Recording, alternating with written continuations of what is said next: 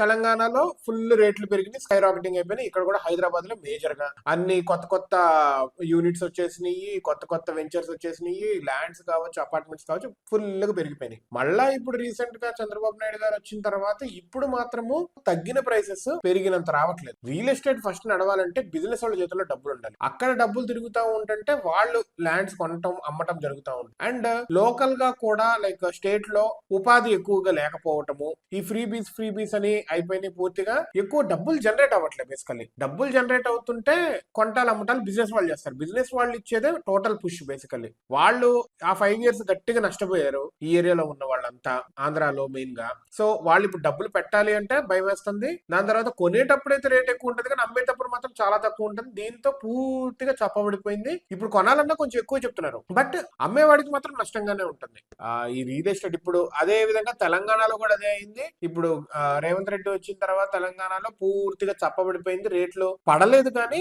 ఎదగట్లేదు. ఆ క్యాప్ ఉంటుంది కదా, ఇప్పుడు పెద్ద పెద్ద బిల్డర్స్ కానీ అదే విధంగా లేఅవుట్స్ వేస్తా ఉంటారు కదా, పూర్తిగా పడిపోలేదు తెలంగాణలో ఇంకా. కానీ అక్కడికి ఆగింది.